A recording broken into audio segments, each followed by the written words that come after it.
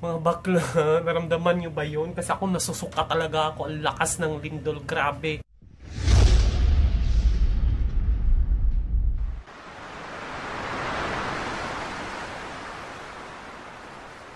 Nag-alert yung itong cellphone na to na may 6.2 magnitude earthquake. Ang lakas, girl! Ang lakas, samantalang nasa ano pa naman ako, mataas na floors. Ayan oh.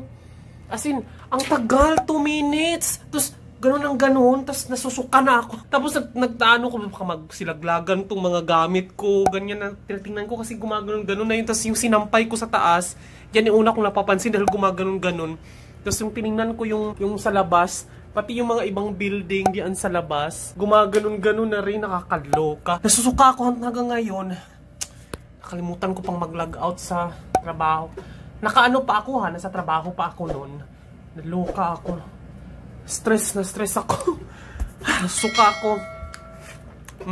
Walaway ako, nasuka talaga ako. Kailangan bumili ng abonamin yata. Nahihilo talaga ako, lakas talaga, grabe. Konti na lang, magiging 7.2 na. Parang sa Bohol, yung malakas na sa Bohol dati na sobrang nagguho-guho na yung mga simbahan. Konti na lang talaga, natatakot tuloy ako. Baka mamaya, titignan ko sa balita, baka mamaya may mga nadurog na mga ano. Ano ba to? Minsan, na-stress ako talaga. Alam mo yun, nakakataranta kaya kasi nasa taas ka. Minsan, pag gumuho tong building na to, durog na durog talaga ako.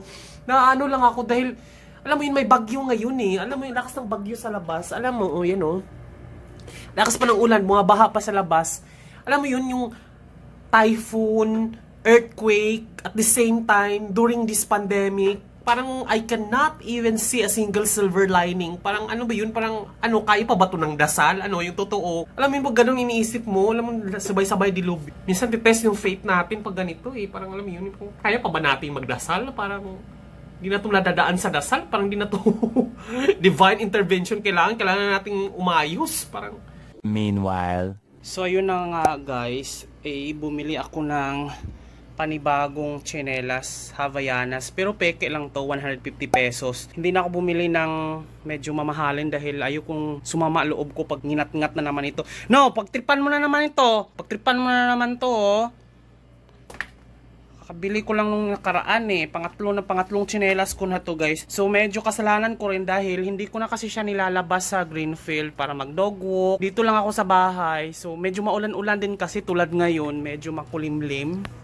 Ayan o. Medyo maulan-ulan. So ayoko kasi siyang lumabas dahil nga yung gumugulong kasi to sa Greenfield. Naglalaro. So ang nangyayari yung balat niya pumapangit din. Kaya hindi ko nilabas. Siguro 3 weeks na ito hindi ko na nilalabas. So tingnan mo medyo gumanda yung balat niya. Ayun o. Yan. So tapos wala na masyadong mga spot. Kasi gumugulong sa Greenfield to eh. Mga putik, ganyan.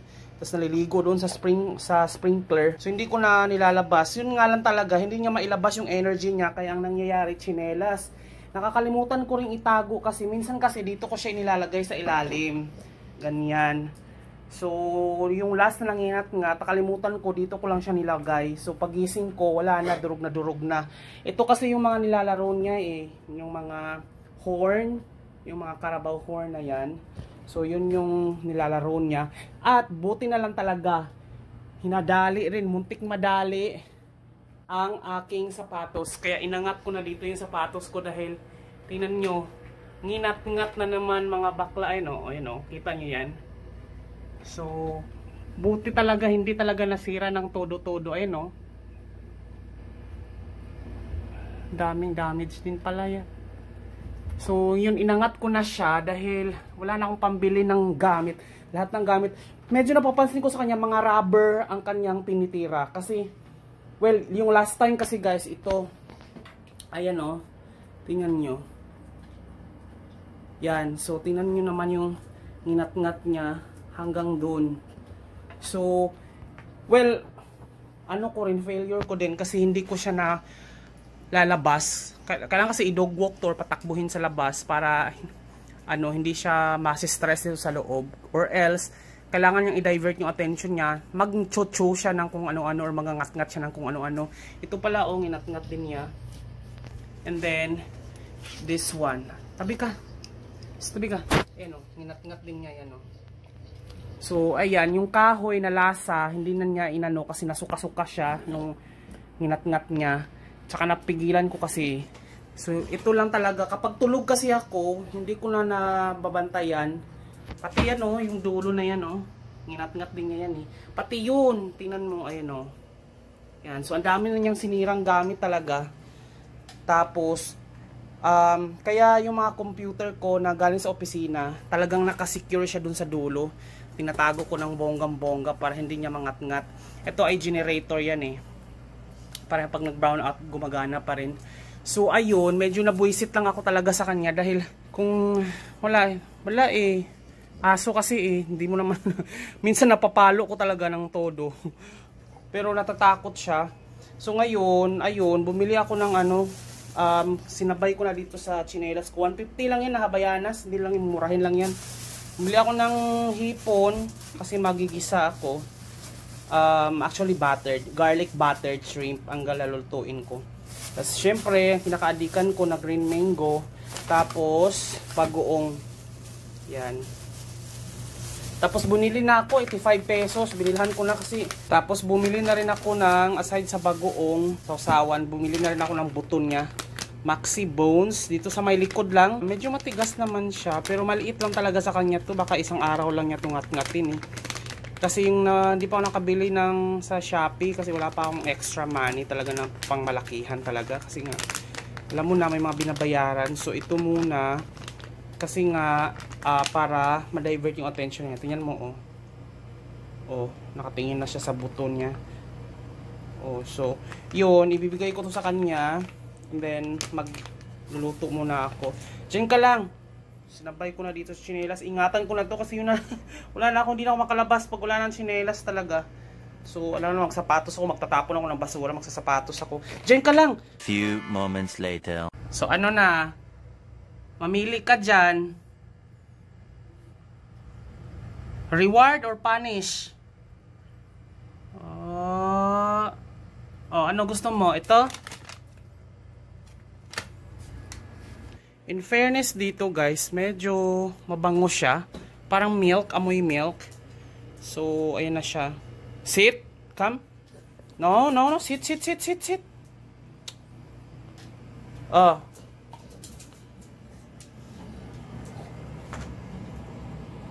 moments later. Oh my God, Escobar. Wala pang 5 minutes. Naubos mo na lahat. Wala, nakalahati mo na yan ah. Wala pang 5 minutes. Naku, lugi sa'yo ako. 6.5 hours later.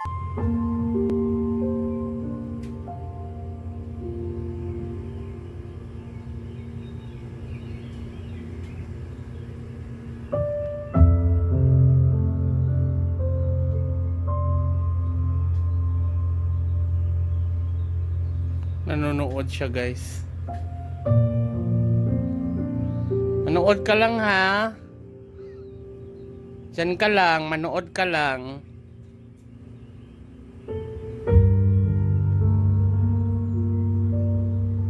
Tomorrow. Ayo guys, meron akong calamares na may pipino at saka ng penoy.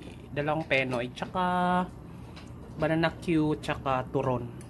Tsaka bumili na rin ako nito sa aking kapitbahay, turmeric, Yamang Bukid turmeric with Guy Nora Procumbens 10-in-1 instant herbal tea, original blend. Titikman ko lang din to kasi di ba mahilig ako sa mga turmeric, powder. Try ko lang to, baka masarap. So ngayon guys ay July 22, 2021. So ngayon ay tinatawagan ko ngayon yung aking vet dahil may sakit si Escobar. 2 araw na siyang hindi kumakain, tapos nagtatai siya at nagsusuka. So ayoko namang umabot na dugo na yung itatain niya. So ngayon dadalhin ko siya ng vet ngayon. Sobrang nanghihina siya eh. So nanghihina siya. So, tatawagan ko muna ngayon yung vet. Baka walang tao dahil medyo maulan-ulan eh. Bagyo pa naman. May sakit ka, bebe, ha? Wawa ka naman. Tulog ka na.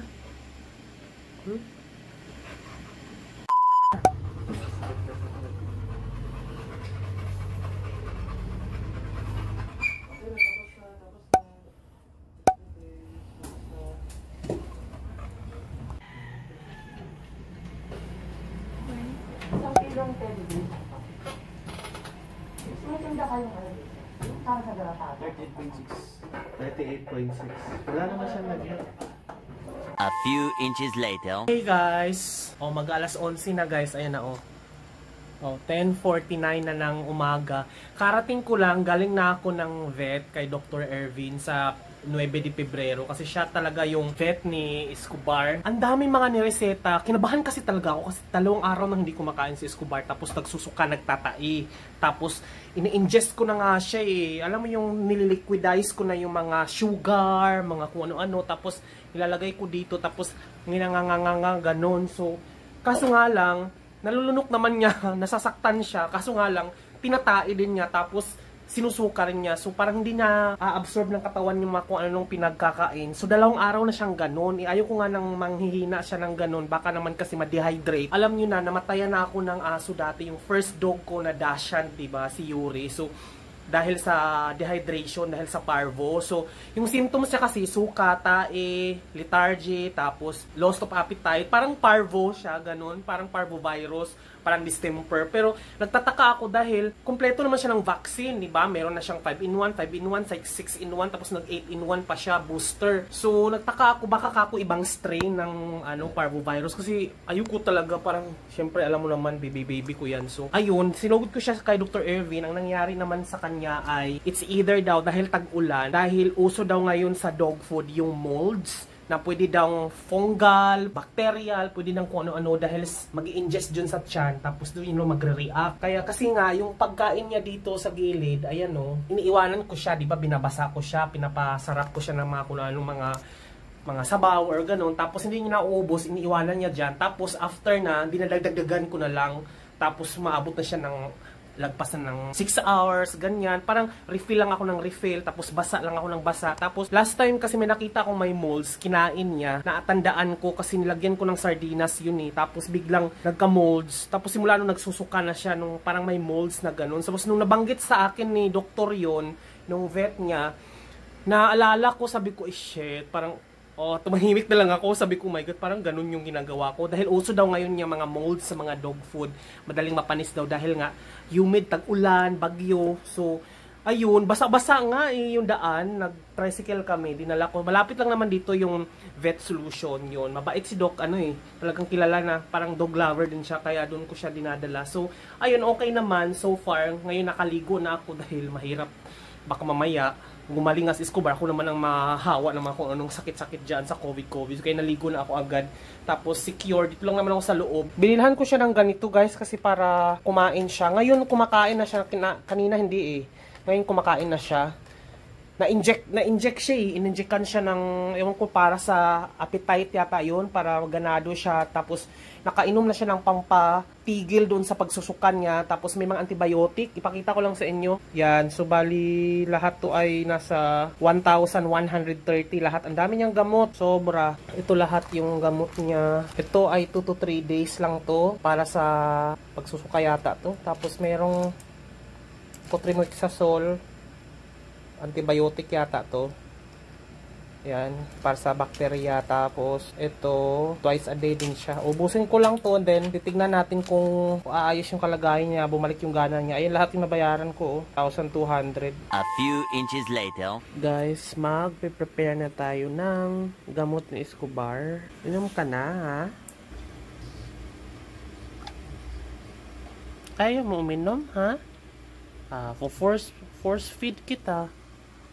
Ayaw niya. Ngayon ay July 23rd. Alas 2 na ng madaling araw. Nagtatrabaho kasi ako, so i-update ko lang kayo ng very very quick. So nakadalawang dosage na si Escobar sa combination ng mga gamot niya ng amoeba at ng protozoa at kung ano mga bacterial sa tiyan niya. Hindi siya kumain ng buong araw talaga. Hindi ko na rin siya finorce feed dahil parang natutrauma siya kapag binubunganga kung ganun. So good thing, napansin ko, pumunta na siya dito sa kanyang kainan at ang kanyang binawasan na niya yung tubig na nilagyan ko ng dextrose powder. Bumili ako ng dextrose powder, ayan. Parang sugar lang din yata yung laman nito. Tapos hinahalo ko sa tubig para hindi siya ma-dehydrate. Medyo bumabalik-balik na yung appetite niya at medyo kinukulit-kulit na niya ako. Ayan o. Oh, wag kang makulit ha, kasi may sakit ka pa. So, binabawas-bawasan na niya. Medyo konti lang yung binawas niya doon sa pagkain na nilagay ko doon. Pero, at least binawasan ng konti. Tapos, hindi ko na binasa ng tubig dahil nagmumold siya or nag-aamag. Yun pala yung dahilan kung bakit siya nagsusuka-suka dahil nakakain yata ng may amag or panis na ano. Ako pa naman, ang hili ko sa mga yung refill. Hindi niya inuubos, as nire-refill ko na lang. Napagastos patuloy ako dahil sa akala ko kasi parang, alam mo yung mga asong Pinoy na nasa kalye lang na kahit panis okay lang. Ito pala masakit. Nagtatai talaga siya, nagsusuka. So, gumastos ako. Pero at least ngayon, medyo nakabawi-bawi na siya and medyo makulit na siya. Hindi na siya nanghihina, pero hindi pa siya talaga fully meal talaga na sobrang isang tasa ng dog food talaga yung kinakain niya. At least ngayon kumakain-kain na siya ng konti-konti. A few inches later. Oh, come na. Come. Oh.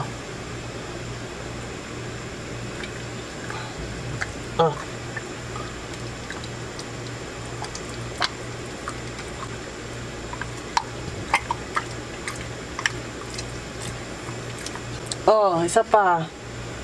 Force feed. Ay, force feed ko to sa'yo.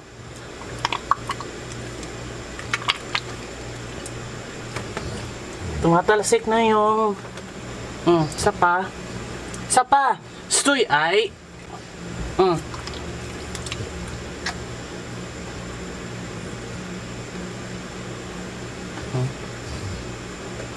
Good boy! Hirap-pahirapan ka ng inom ng gamot. Hello! We're heading towards the Robinsons. Kasi maghanap tayo ng pwedeng makainan. The cheapest way possible. O diba? Ang ganda ng